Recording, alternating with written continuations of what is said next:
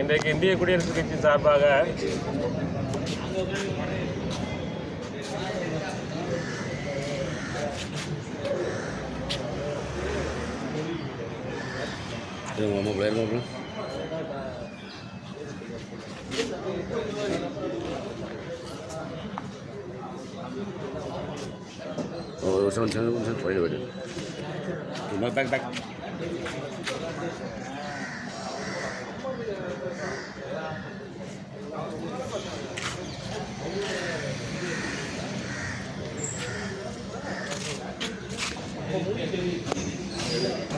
வணக்கம். இன்றைக்கு இந்திய குடியரசுக் கட்சியின் சார்பாக சிவகங்கையிலிருந்து நெல்லை, கன்னியாகுமரி, ராஜபாளையம், சிறுவில்புத்தூர் சட்டமன்றத்தில் போட்டியிடுகிற வேட்பாளர்களெல்லாம் இன்றைக்கு பத்திரிகையாளர் சந்திப்பு இருந்தது. அவர்களுக்கு தேர்தலில் நிற்கிறதுக்கான அந்த கட்சியினுடைய அங்கீகாரத்துடைய ஏப்பாம் வழங்கப்பட்டிருக்கிறது.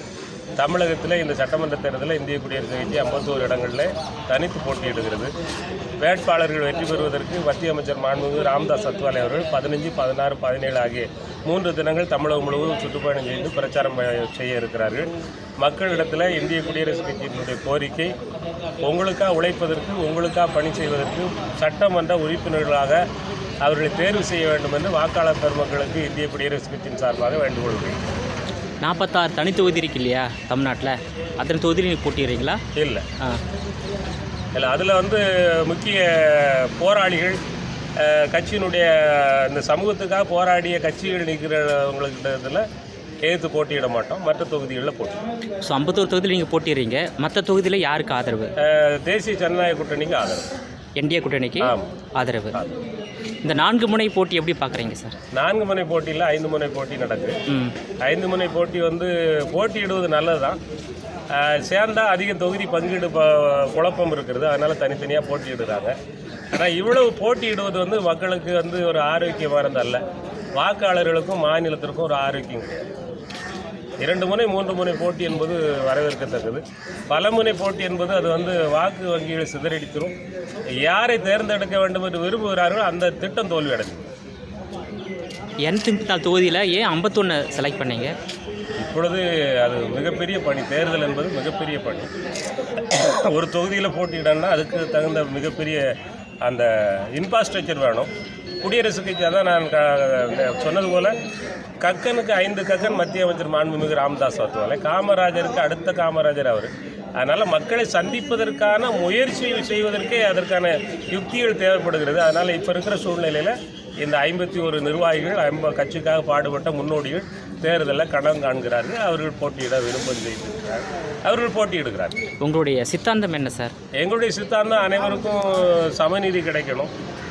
ஏழைகளுக்கு முதலாவது விடுதலை கிடைக்கணும். அவர்கள் ஒரு மனு கொடுப்பதற்கு அரசு அதிகாரிகளை பார்ப்பதை விட குறைவு இருக்கிற நாட்களை கிராமப்புறங்களில் போய் அதிகாரிகள் போய் குறைகளை கேட்டு தீர்க்கணும்.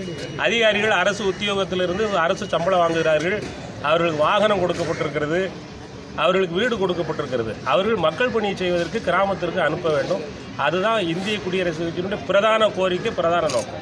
ஸோ என்னென்ன கோரிக்கை முன்வைத்து வாக்குகள் சேகரிக்க போகிறீங்க தமிழ்நாட்டில்? அதாவது வீடற்றவர்களுக்கு வீடு, நிலமற்றவர்களுக்கு நிலம். எங்களுடைய சித்தாந்தமே அதுதான்.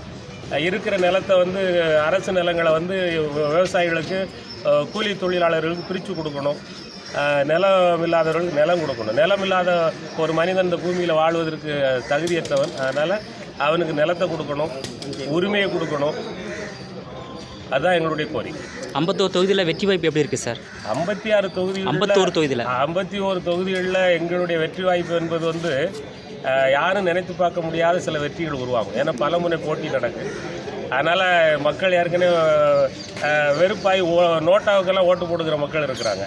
அதனால் குடியரசுக் கட்சி வந்து என்னென்னா அண்ணல் அம்பேத்கர் அதாவது இஸ்லாமியர்களுக்கென்று இன்றைக்கு இஸ்லாமியருடைய புனித நாள், அவர்களுக்கென்று குரான் இருக்கிறது, கிறிஸ்தவர்களுக்கென்று புனித நூல் வேதம் நூல் இருக்கிறது, இந்துக்களுக்கு பகவத்கீதை இருக்கிறது. இப்படி எல்லா மாநில மதத்தினர்களுக்கும் அந்தந்த மொழிக்கு தகுந்த மார்க்கத்துக்கு தகுந்த மார்க்க நூல்கள் இருந்தாலும் இந்த ஒட்டுமொத்த 145 கோடி இந்தியர்களுக்கும் ஒரே வேத நூல் வந்து இந்திய அரசியலமைப்பு சட்டம் தான்.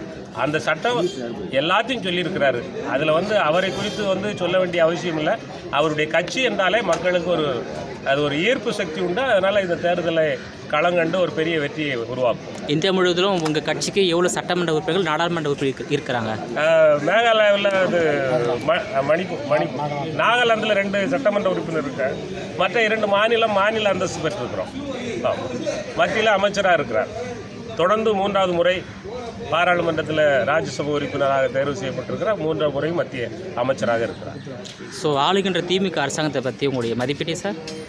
ஆளுகின்ற திமுக அரசாங்கம் வந்து மதிப்பீடு என்ன, மக்களுக்கு நிறைய நல்ல திட்டங்கள் செஞ்சுருக்கிறாங்க. ஆனால் முதன்மையான சில திட்டங்களை அவங்க மறந்துட்டாங்க. அதில் இந்த ஊர்காவல் படையினுடைய வீரர்களுக்கு பணி நியமனம் பண்ணியிருக்கலாம், அல்ல ஊதியத்தை ஒரு நிர்ணயம் பண்ணியிருக்கலாம். கடந்த முறை இவங்க இதெல்லாம் செய்வோன்னு சொல்லி தான் ஆட்சிக்கு வந்தாங்க. அதனால் ஆட்சிக்கு வருவதற்கு ஒரு கருத்தை சொல்லி ஆட்சிக்கு வராங்க, வந்த உடனே அதை மறந்துடுறாங்க. அதனால் நிறைய செஞ்சாலும் சில விஷயங்கள் செய்ய மறந்துருக்கிறாங்க. அதை அவர்கள் செய்ய இன்னும் வாய்ப்பு இருக்கா இல்லையான்னு வாக்காளர் கையில் தான் அந்த தீர்ப்பு இருக்குது. ஆம்ஸ்ட்ராங் கொலை எப்படி பார்க்குறீங்க சார்? எப்படி ஆம்ஸ்ட்ராங் கொலையை? அது வந்து சிபிஐ வசம் இருக்கிறது. அதை வந்து குறிப்பிட்டு சொல்ல முடியாது. அது தவறு பண்ணுறவர் தண்டிக்கப்படணும்.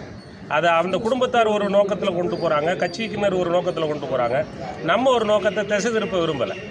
அவர் வந்து இழப்பு வந்து ஈடு செய்ய முடியாத இழப்பு.